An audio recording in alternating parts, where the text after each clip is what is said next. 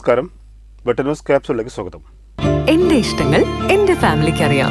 Family wedding centre.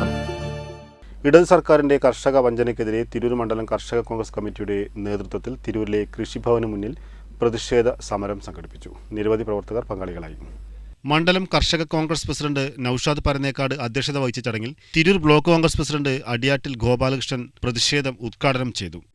സർക്കാരിന്റെ കർഷക ദ്രോഹപരമായ നിലപാടുകളിൽ പ്രതിഷേധിച്ചുകൊണ്ട് കർഷക കോൺഗ്രസിന്റെ സംസ്ഥാന കമ്മിറ്റിയുടെ തീരുമാനപ്രകാരം ഇന്ന് സംസ്ഥാനത്തെ മുഴുവൻ കൃഷിഭവനുകളുടെ മുന്നിലും ഇതുപോലുള്ള പ്രതിഷേധ സംഗമങ്ങൾ നടന്നുകൊണ്ടിരിക്കുക.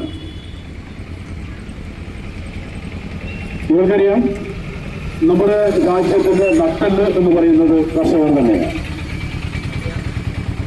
അവരുടെ അധ്വാനത്തിന്റെ ബലമാണ് നമ്മളൊക്കെ ഇന്ന് സുഭിക്ഷമായി ഭക്ഷണം കഴിച്ചുകൊണ്ട് മുന്നോട്ട് പോകുന്നത്.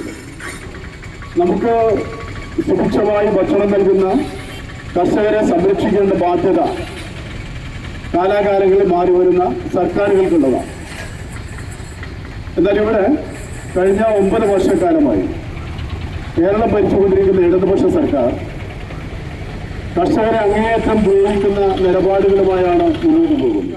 Yasar Payyoli, CV Vimalkumar, CK Kumaran, ചെറാട്ടിൽ Kunheed, EK Zainuddin എന്നിവർ സംസാരിച്ചു. നാസർ പൊറൂർ, കരീം മേച്ചേരി, ആവേനുണ്ണി, മുസ്തഫ അമ്മേങ്ങര, ബാലൻ, V ഹംസ, അൻവർ ആലിഞ്ചുവട്, AP ഉത്തമൻ, ബഷീർ ആലിഞ്ചുവട് തുടങ്ങിയവർ നേതൃത്വം നൽകി. Butter news Tirur.